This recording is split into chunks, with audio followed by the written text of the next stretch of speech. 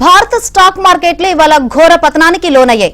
భారీ నష్టాలను మూటగట్టుకున్నాయి. సెన్సెక్స్ దాదాపుగా 1500 పాయింట్లు నష్టపోగా నిఫ్టీ 200 పాయింట్ల వరకు కోల్పోయింది. హెచ్డిఎఫ్సి సహా పలు బ్యాంకుల షేర్లు నష్టాన్ని చవిచూశాయి.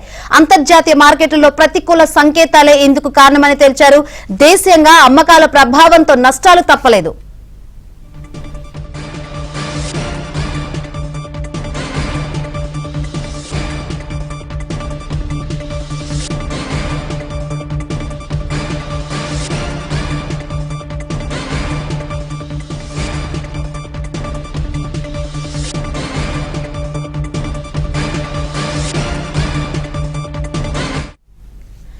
భారత స్టాక్ మార్కెట్లో ఇవాళ ఘోర పతనానికి లోనయ్యాయి. భారీ నష్టాలను మూటగట్టుకున్నాయి.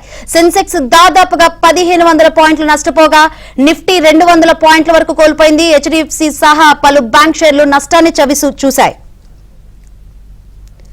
రైట్, ఇదే అంశం గురించి మరింత విశ్లేషణ అందించేందుకు బిజినెస్ అనలిస్ట్ సుందరరాజు గారు ఫోన్ లైన్ ద్వారా సిద్ధంగా ఉన్నారు. Good afternoon sir. Good afternoon అండి. ఈ రోజు మార్కెట్లు చూసుకుంటే భారీ నష్టాన్ని చవిచూసిన పరిస్థితులు కనిపించింది. మన దాకా ఆల్ టైమ్ హైలో ఉంది.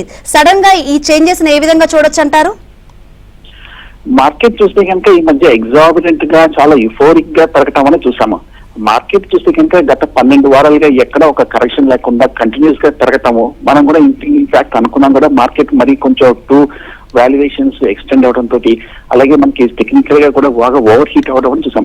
కొన్నిసార్లు ఏమవుతుందంటే కనుక మార్కెట్ మీద భారీగా పెరిగినప్పుడు ఎక్కడ ఆగకుండా ఒక్కసారి మనకి ఇలాంటి న్యూస్ వచ్చినప్పుడు ఒక్కసారిగా ఒక పానిక్ సెల్లింగ్ అనేది వస్తుంది. అటువంటిది రావటం అనేది చూస్తాం. పైగా మనకి మార్కెట్ లో ఈ మధ్య ఇన్వెస్టర్స్ అందరూ చాలా మంది లోయర్ రేట్ లో భారీగా కొన్నారు.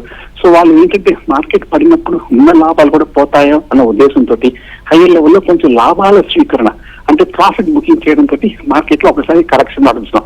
అంతేకాకుండా మనకి గ్లోబల్ గా కూడా ముఖ్యంగా అమెరికాలో కూడా ఒక భారీ కరెక్షన్ కావడంతో మార్కెట్ లో మళ్ళీ కొంచెం ఈ వడ్డీ రేట్లు ఇన్ఫ్లేషన్ మీద కొన్ని కన్సర్న్స్ రావడంతో మార్కెట్ లో ఒక స్ట్రాంగ్ రియాక్షన్ అనేది రావడం చూసాము.